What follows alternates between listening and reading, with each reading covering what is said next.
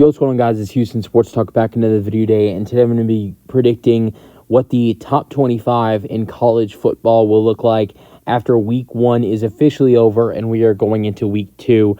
The rankings should be interesting with 4 top 25 teams losing, and the way I have things, I think 3 of them will be out of the top 25.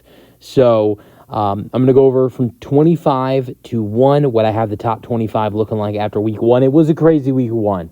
And we're gonna get into what these predictions look like.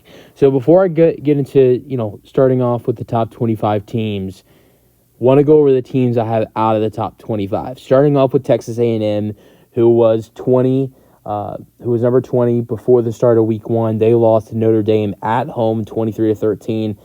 I think if A&M was a little bit higher in the rankings, maybe they stay in the top 25. I know they lost to a good team in Notre Dame, and I think they might stay. If this was a game that was, a road game for them, if Notre Dame was at home and they lost on the road to Notre Dame, who's a top 7 team in the country, I think they probably stay in the top 25, probably dead last at 25. But since they lost at home, their quarterback looked terrible. I mean, terrible.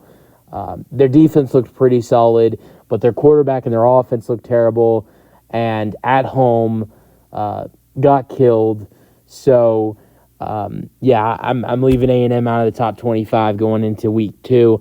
And then also Florida State. I think this one's kind of obvious. They're 0-2 now. I think they would have stayed in the top 25, in the top 20, in the area of 20, maybe 22-17 if they beat Boston College tonight. But no, we saw them for back-to-back weeks lose to unranked teams in Boston College and Georgia Tech.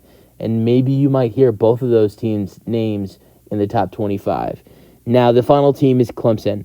Now, this is another hard scenario where I could see Clemson staying in the top 25. Now, so for Clemson, it's kind of like the opposite of Texas A&M. Now, Clemson has a higher ranking, just like Texas A&M does. Clemson was 14 going into week 1. And for Clemson, yes, they lose bad to Georgia 34-3, but it was a road game playing against the best team in the country.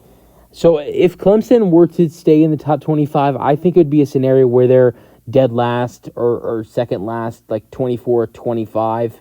But I think there is a chance they do stay in just because of the fact of the team that they lost to being Georgia and it being a road game. But their offense looked horrendous. I know it was against Georgia, but they only scored 3 points. Their quarterback, Cade Klubnik, I don't think he looked very good either. Again, I know they're playing Georgia, but I think if it was a game where, we saw them put up in the area of 10-17 points and lose by, in the area of 17-24 points, maybe they stay in the top 25. But since they lost by 31, even though it's Georgia, I have them out. All right, now we get to the top 25. Starting off, I'm putting at 25. I'm putting Louisville at 25. They were unranked going into week 1. Now they're 1-0. They just beat Austin Peay 62-0. And they were recently unranked. So Louisville was a team who was really good last year, made some noise. It was kind of surprising to some people when they were not ranked to start off the season. But I think they'll get into the top 25 after their dominant performance and some top 25 teams losing. All right, at 24, I have Iowa. Iowa 1-0 now. They beat Illinois State 40-0. So they had a dominant win, and they were previously 25. I don't have them moving a lot. 23, I have NC State. They're 1-0. They beat West Carolina 38-21. Look, their offense was good, but it wasn't a dominant win. Previously number 24, so they move up 1 spot as well. They got a tough challenge, though, this upcoming week in week 2, as they will face a ranked team, Tennessee. Number 22, the team that just beat number 10, Florida State, Boston College 1-0. Beat Florida State 28-13 now. Here's a couple things I think of. Now, I think about last year's game against, Duke and Clemson. Clemson last year was like the ninth or 10th best team in the country facing Duke. And if you guys remember that, Duke was unranked, and I don't think there were a lot of people were thinking about them, getting into the top 25. They were unranked. Number 9 Clemson or number 10 Clemson came in, and Duke beat them last year, shocked them. It was kind of just like it was tonight against. Same thing, was Monday night, Labor Day weekend, and basically the same thing happened. Same rankings too for Florida State and Clemson, and Duke beat Clemson last year on the Monday night game on Labor Day, and same thing happens today with Boston College taking down Florida State. Now, here's the thing I think about is, Clemson going into that game, they had not played yet. Now, Florida State is a team that's 0-1, so I don't look if they did rankings after week 0, I think that Florida State would still be in the top 25, but I don't think they're number 10. I think they're a team that's in the area of, they're the team that's in the area of 25 to 17. So even though they're at number 10, they would if the rankings were updated after week 0, they'd really be in the area of 17 to 25. But still, it's Boston College beating a ranked team, or if you want to call them a top 10 team, on the road. This wasn't a home game for Boston College, and they looked good. Their quarterback looked good. Their run game looked good, and they have a new, fresh head coach in Bill O'Brien. I think Boston College should be in the top 25 after their win against Florida State. And here's the thing. If you're going to put Georgia Tech into the top 25, the other team that beat Florida State, the first team that beat them, you gotta put Georgia Tech in there. You got to put Boston College in there because, Florida State and Georgia Tech, they were playing in a neutral site. And also, it wasn't a close game, but Boston College beat them and beat them by more points than Georgia Tech did. And also, you just got the fact that Boston College actually beat them on the road. And in a minute, I will get into why I have Georgia Tech, why I have Georgia Tech over Boston College. We'll get to that in just a second.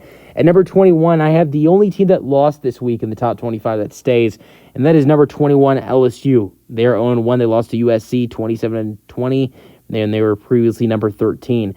It was a tough loss, but you got to hope they could bounce back. At 20, I have Kansas. They're 1-0. They beat Lindenwood 48-3, previously number 22, so they jump up 2 spots. Now we get to Georgia Tech. I have Georgia Tech at 19, beat Georgia State this week 35-12. The main reason I have Georgia Tech over Boston College is just because of the fact that Georgia Tech, has won 2 games. They're 2-0 now. So that's the only reason I have Georgia Tech over Boston College. So I have Georgia Tech 2-0. Beat Georgia State 35-12. Also beat Florida State, who was the number 10 team in the country. They were the first team to beat Florida State as well. So I have them at 19. Then at 18, I have Arizona. They're 1-0. They beat New Mexico. Had some trouble early on, but beat them 61-39. They were 21 last week. At 17, I have Kansas State 1-0. Beat UT Martin 41-6, previously number 18, so they jump up 1 spot. Another team jumping up 1 spot at 16, I have Oklahoma State. They're 1-0. They beat South Dakota State 44-20. They were previously 17 last week. At 15, taking a big jump, one of the biggest jumps, or I think the biggest jump I have USC 1-0. They just had an upset against LSU in Las Vegas, beating them 27-20. They were previously 23 and beat the 13th team and the 13th best team in the country. At 14, the other team I had taken the biggest jump is Miami. Miami looked great this week. 1-0, beat Florida 41-17. They were number 19 last week. And one of the reasons why I think they jumped so high is because their quarterback looked insane. Cam Ward looked incredible. Threw for about 350 passing yards, or maybe a little bit over that. Ran the ball nice. Looked so confident.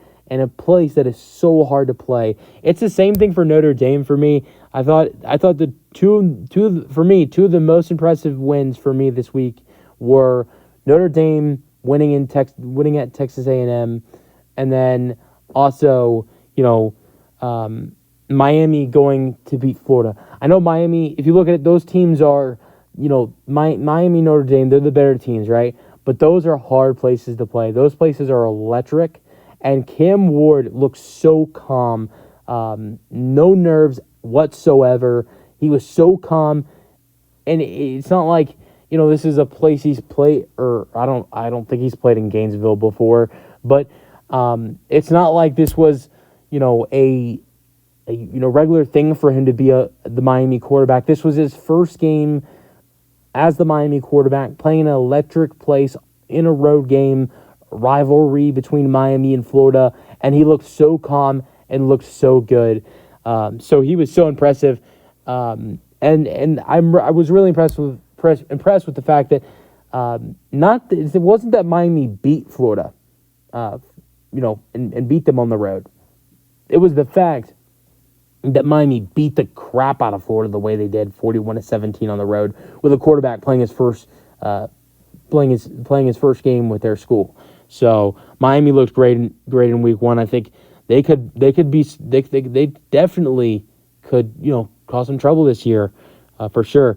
At number 13, I have Oklahoma. They're 1-0. They beat Temple 51-3. Previously number 16 last week. Oklahoma looked good, but it was against Temple, so it'll be interesting to see if they can keep it going. Number 12, I have Tennessee 1-0. They beat Tennessee Chattanooga 59-3. They're previously number 15. They will have a real test this next week going up against NC State. I think it's a game they'll be able to handle business, but definitely could, Tennessee could be on upset watch next week, and also it is a real test you compare it to Tennessee Chattanooga. I've never heard of that team before. Tennessee beat them 59-3, to be completely honest.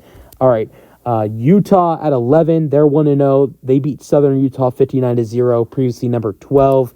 And number 10, now we're in the top 10. I have Missouri at 1-0.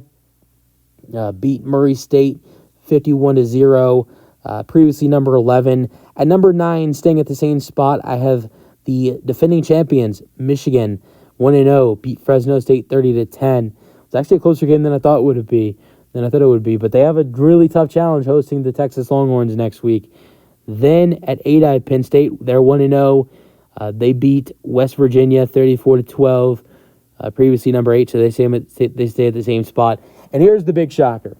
And I've never made a big prediction like this with a team falling down so much after getting a win. But at number 7, I have Oregon. And they beat Idaho 24-14. They're previously number 3. Just wait a second before you get upset. I'm going to go over the rest of the top 6, and I will get back to Oregon and my reasonings for having Oregon at 7. At 6, I have Ole Miss. They're 1-0. Beat Furman 76-0. Previously number 6. Number 5, I have Alabama 1-0. Beat Western Kentucky 63-0. They are previously number 5, so they stay at the same spot. At number 4, I have Notre Dame. They're 1-0. They beat Texas A&M on the road 23-13, previously number 7. At number 3, I have the Texas Longhorns 1-0, beat Colorado State 52-0, previously number 4. Staying at the number 2 spot, just like they were last week, I have Ohio State 1-0, beat Akron 52-6, previously number 2. And at number 1, of course, staying at number 1 is Georgia 1-0, beat Clemson 34-3. All right, now I want to get back to Oregon. Now that I went over the rest of the top 6. Oregon at 7. Why do I have Oregon at 7? So, Oregon, they're a great team. I hope they bounce back. But week 1 was not pleasant. Close game with Idaho, a team they should blow through the water.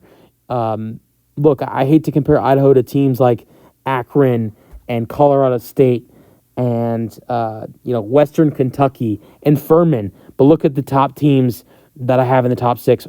Ole Miss takes down Furman 76-0. Alabama won 63-0 against Western Kentucky.